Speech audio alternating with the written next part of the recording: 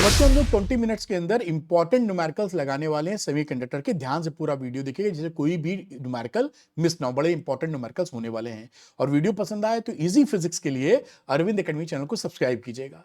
तो न्यूमेरिकल्स इन 20 minutes chapter 14 है semiconductor. आइए चलते हैं। कई बच्चों का रहता है जो आप पढ़ा रहे हैं उसका पीडीएफ मिल जाए तो आप डाउनलोड कर लीजिए Arvind academy app.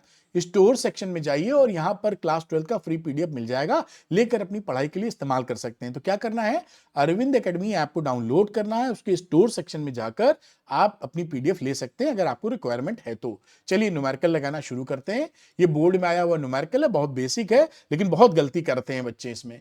Which of the following diode shown here are forward bias. देखिए अब कॉन्सेप्ट क्या है कि फॉरवर्ड बायस कब होना चाहिए।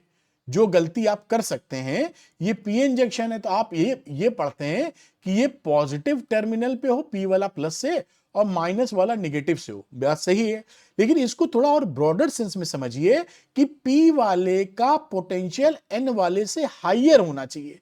प्लस और माइनस ध्यान ना रखिए, इसकी रिस्पेक्ट ये ए लिख देता हूं। ए का पोटेंशियल यानी जो है वो बी के पोटेंशियल से बड़ा होना चाहिए। पी से जुड़ा है तो फॉरवर्ड बायसिंग हो जाएगा। दोनों नेगेटिव में तो भी चलेगा, लेकिन कौन बड़ा कौन छोटा है इसको समझना होगा। यहां पर आइए देखते हैं।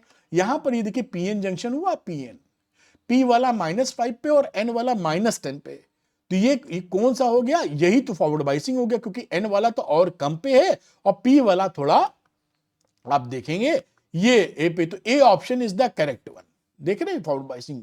अब बाकी देखिए, यहां भी देखिए ये पीएन लगा हुआ है, पी वाला +5 पे है और एन वाला +10 पे, तो एन वाला बड़ा है इसलिए रिवर्स बायसिंग नहीं। तो कॉन्सेप्ट क्या है, प्लस माइनस याद ना रखकर ये याद रखेंगे कि कौन सा पोटेंशियल हाइयर और कौन सा लोअर है। पी साइड वाला हाइयर, एन साइड वाला उसकी रिस्पेक्ट में लोअर। बस आप सीख गए। अब यहां पे देखिए पीएन जंक्शन लिखा हुआ ना, ये तो अर्थ है, तो अर्थ का मतलब होता है 0 वोल्ट और ये -10, तो ये देखिए एन साइड हाइयर हो गया, पी साइड लोअर हो गया, तो ये रिवर्स बायसिंग है। ये भी रिवर्स बायसिंग थी। यहां पर आ जाओ, ये पीएन जंक्शन आपको दिख रहा है, एन साइड 0 वोल्ट है और ये पी वाला माइनस है, ये भी रिवर्स बायसिंग है। हमें तो पी वाला हाइयर चाहिए, तो इसका जो करेक्ट आंसर आया वो तो मैंने लिख रखा है, दोबारा लिख रहा हूं, ए। ये फॉरवर्ड बायसिंग में आपका आया।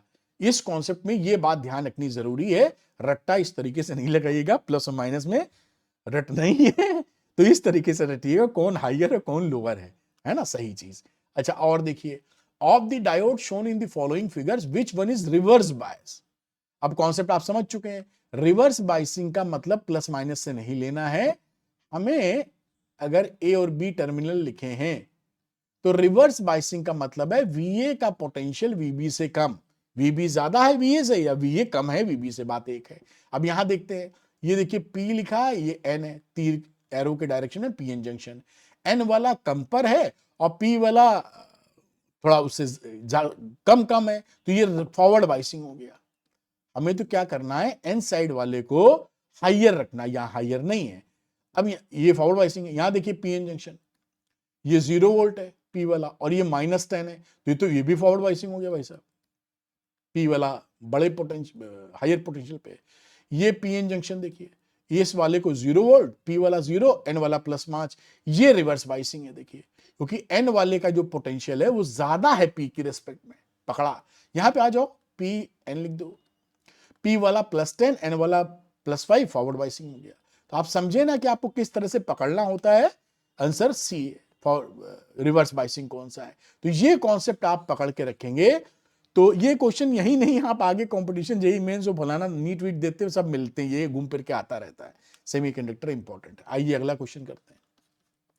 ए semiconductor has equal electrons and holes concentration 6 × 10⁸ पर meter cube.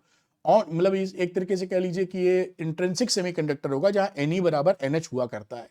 On doping, doping का मतलब उसमें जानबूझकर हम इंप्योरिटी ऐड कर रहे हैं एक्सट्रिंसिक सेमीकंडक्टर बनाने के लिए।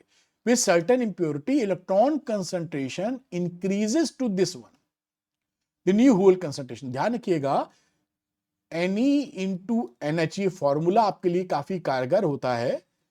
Ne × NH is equal to Ni का स्क्वायर, इसी का इस्तेमाल करेंगे, ये फॉर्मूला होता है।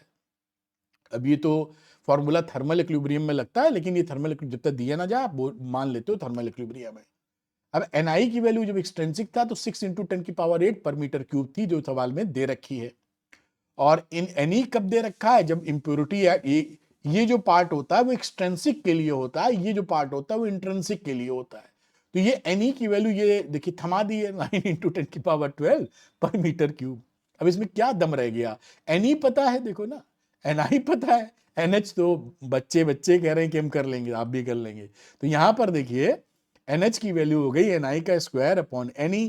तो Ni की वैल्यू हो गई 6 इंटू 10⁸ का स्क्वायर, और Ne हो गया ये 9 इंटू 10⁻12। अभी सॉल्व कर डाली, 36 इंटू 10⁻16, और 16 में से 12 निपटाओगे 4 बचेगी। 12 लिखिए, कुछ और लिखिए, गलत लिख दी लग रहा है यहाँ पर। ये Ne 12 है, ये 8 है, तो 8 का 16 आएगी, 16 में से 12 4 आनी चाहिए हमें लगता है। तो ये हटाओ यहाँ पर, तो ये 4 इंटू 10⁻4 पर मीटर क्यूब आएगी। चेक कर लेना कुछ गलत ना कर दिया हो हमने। तो ये कहानी यहाँ पर NH की बन गई। अब अगला क्वेश्चन देखते हैं। Suppose a pure silicon crystal has 5 into 10⁻28 atoms. जब प्योर सिलिकॉन बोल रहे हैं तो इंट्रिंसिक सेमीकंडक्टर होता ही है, इतने एटम्स हैं उसके अंदर पर meter cube. It is doped by, interesting सवाल है, 1 ppm concentration of pentavalent arsenic. देखिए ppm का मतलब होता है, मैंने लिखा भी होगा 1 पार्ट पर मिलियन। 1 मिलियन का मतलब 10 लाख। यूट्यूब में चलता है ना कि सब्सक्राइबर कितने, 1 मिलियन नहीं 10 लाख। ऐसे हम लोग हिंदी में थोड़ा ज्यादा याद रखते हैं इसलिए बोल रहे हैं। पेंटावेलेंट आर्सेनिक मिला है। Calculate the number of electron and holes, कितने इलेक्ट्रॉन और होल्स है ये हमको बताना है। Ni की वैल्यू को दे रखी है। तो देखिए number of silicon crystal atoms कितने हैं, ये देखिए यहाँ पे दिया हुआ था, 5 इंटू 10⁻28 एटम पर मीटर क्यूब। अब पेंटावेलेंट आर्सेनिक की डोपिंग कंसंट्रेशन क्या है, 1 ppm। 1 ppm का मतलब होता है 1 पार्ट पर मिलियन, यानी एक पार्ट है 10 लाख में। 10 लाख को लिखोगे 10⁻6, यानी 10⁻6 अगर शुद्ध सिलिकॉन है तो उसमें एक एटम आपका आर्सेनिक का डाले हुए। बढ़िया।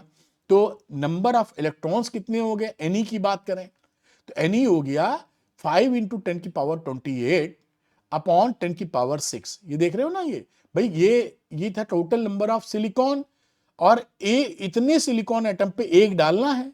तो यहां पर इतने 5 इंटू 10⁻28 को 10⁻6 से डिवाइड कर दोगे तो इतने इलेक्ट्रॉन एक्स्ट्रा मिलेंगे जो कि आर्सेनिक देगा। डोनर एटम है ये, पेंटावेलेंट ऐड किया तो इतने Ne हमको मिल गया 5 इंटू 10⁻22। फॉर्मूला होता है Ne into NH equal to Ni square. हमको निकालना है NH, Ne तो हम पहले ही निकाल चुके हैं, ये लिखा नंबर ऑफ इलेक्ट्रॉन्स।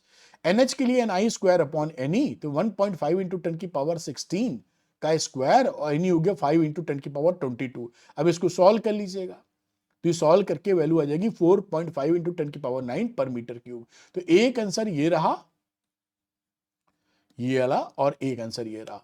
तो ये ध्यान रखिएगा बेटा कि ये यहां कंफ्यूजन नहीं होना चाहिए आपको, है ना, क्योंकि ये कंसंट्रेशन की भाषा समझनी जरूरी है। 1 पार्ट पर मिलियन का मतलब 1 मिलियन पर 10 लाख पर एक इंप्योरिटी एटम, यानी 10⁻6 का अगर प्योर सिलिकॉन था इसमें, तो उसमें एक आर्सेनिक एटम जोड़े हैं।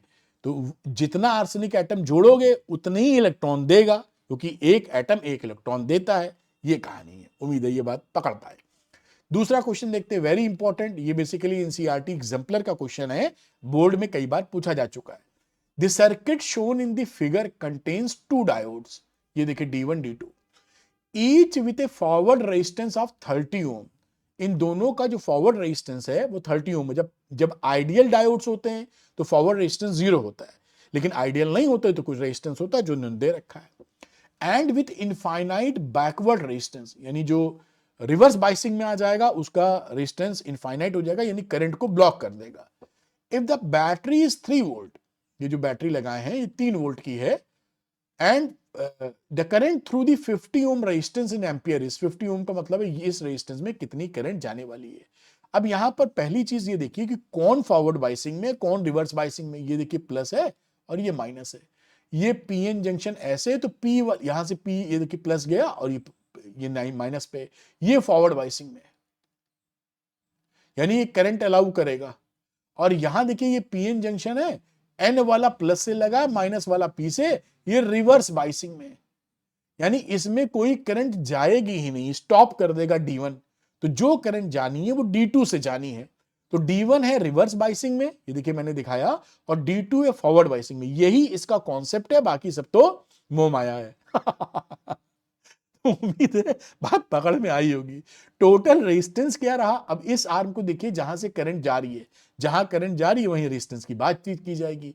तो 70 और 50 ये तो सीरीज में है, और इस D2 का भी फॉरवर्ड रेजिस्टेंस 30 है। तो 30 इसका और 70 और 50 जोड़ मारिए, 30 70 50, टोटल वैल्यू आ गई 150 ओम।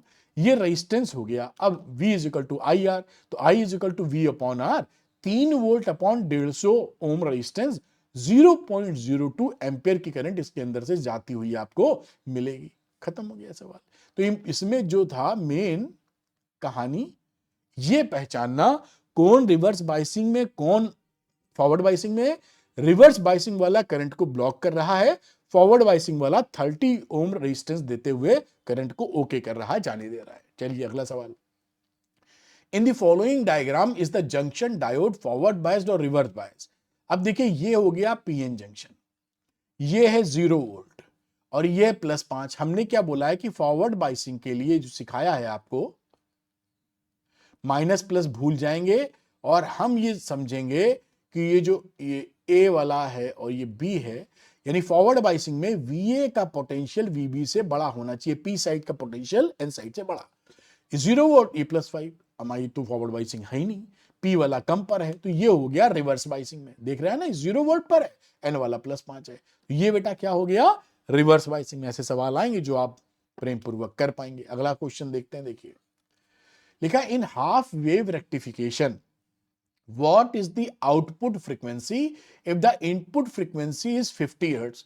तो हाफ वेव रेक्टिफिकेशन में इनपुट और आउटपुट फ्रीक्वेंसी सेम होती है, 50 हर्ट्ज दी हो तो 50 हर्ट्ज मिलेगी। अगर फुल वेव रेक्टिफायर होता तो इनपुट फ्रीक्वेंसी अगर 50 देते तो आउटपुट आपको डबल मिलती, यानी 100 मिलती। ये याद रखिएगा, पूछा बहुत जाता है। What is the output frequency of full wave, ये भी बोल दिया है, फॉर द सेम, अभी तो मैंने ओरली आपको बता दिया। हाफ वेव रेक्टिफायर में आउटपुट फ्रीक्वेंसी इनपुट के बराबर होगी, तो ये इसका आंसर आ जाएगा 50 हर्ट्ज हाफ वेव के लिए।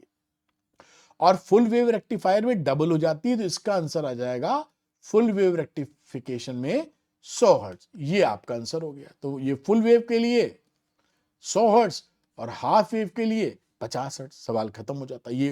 लेकिन ये बहुत इंपॉर्टेंट है, बहुत बार एग्जाम में आया है और आएगा भी, वो इस बार भी हो सकता है एमसीक्यू में आ जाए। अगला सवाल देखते हैं बेटा जी। When a voltage drop across a PN junction diode is increased 0.7 volt से 0.71 वोल्ट, पोटेंशियल ड्रॉप बढ़ा। The change in the diode current is 10 milli ampere. जो करंट में चेंज होता है वो 10 मिली एम्पियर का होता है। What is the dynamic resistance of diode.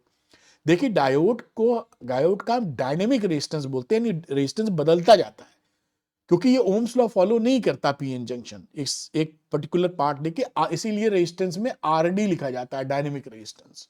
ठीक, आइए चलते हैं। डेल्टा आई की वैल्यू, ये आरडी का मतलब होता है डेल्टा वी अपॉन डेल्टा आई।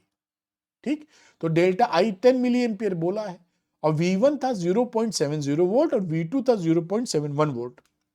अब आरडी होता है डेल्टा वी अपॉन डेल्टा आई, तो यहां पर डेल्टा वी में 0.71 से 0.70 गड़ा मारिए, और नीचे डेल्टा आई की वैल्यू, क्योंकि डेल्टा आई मिली एम्पियर में लिखा है, 10 इंटू 10 की पावर -3 लिख दीजिएगा एसआई एम्पियर करने के लिए, एसआई यूनिट के लिए।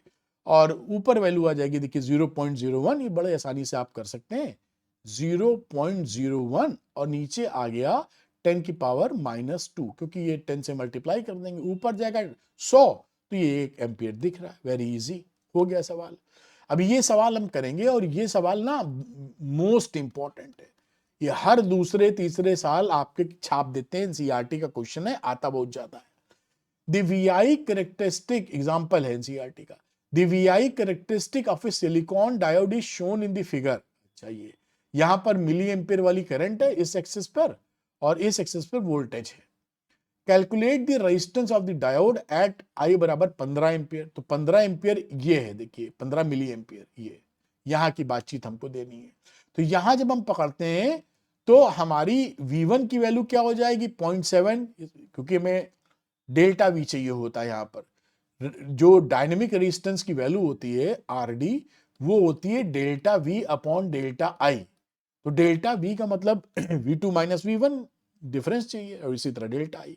तो आई V1 हो गया 0.7 वोल्ट, ये पकड़ लिया, ये देखिए V, और I1 थी 15 मिली एम्पियर, ये 15 मिली एम्पियर है। V2 है 0.8 वोल्ट, और I2 है 20 मिली एम्पियर, ये देखिए 0.8 पर यहां पर 20 मिली एम्पियर पकड़ी हुई, करेक्ट है। तो यहां पर R D delta we upon delta आई होता है, तो V2 minus V1 upon I2 minus I1। तो V2 की जगह 0.8 और 0.7 घटा दिया, और नीचे I2 माइनस 7 20 मिली एम्पियर से 15 मिली एम्पियर घटाएंगे, 5 मिली एम्पियर बचेगा। तो ये 0.1 ऊपर और 5 मिली एम्पियर, यानी 5 इंटू 10 की पावर माइनस 3। अब ये इसको ऊपर ले जाके सॉल्व कर लीजिए, 20 बहुत आसानी से 1000 से मल्टीप्लाई कर दीजिए, 100/5 यानी 20 एम्पियर आपका पहले वाले का आंसर आ गया। बढ़िया, ये एक्चुअली फॉरवर्ड बाइसिंग में था तब की कहानी है। अब ये V बराबर -10 वोल्ट, ये यहां पहुंच गया, बेसिकली रिवर्स बाइसिंग का VI कैरेक्टरिस्टिक है, मतलब V और I में ग्राफ है। अब देखिए ये for V is equal to -10 volt, यहां पर देखें तो करंट कितनी है, -1 माइक्रो एम्पियर। तो -1 एम्पियर, -1 इंटू 10 की पावर -6 एम्पियर करंट कर दी। अब यहां पर R की वैल्यू निकालोगे, यही आर डी डायनेमिक रेजिस्टेंस बोल लो, तो -10 अपॉन -1 इंटू 10 की पावर -6, ये, और इसको सॉल्व किया तो 1 इंटू 10 की पावर -7 ओम, ये इसकी वैल्यू आ गई। ये रिवर्स बाइसिंग का आर आ गया। तो दोनों जो आर पूछा था, ये और ये दोनों केसेस में वो निकालिए। एक बार फिर से बता रहा हूं, this question is extremely important, आपके एग्जाम में कई बार आ चुका है, फिर आएगा, और बिल्कुल यही आता है, आप देखते ही समझ जाइए, फट से निकल 1 मिनट में होने वाला है। तो मैंने यहाँ पूरा सॉलिड न्यूमेरिकल्स आपको 20 मिनट में करा दिए।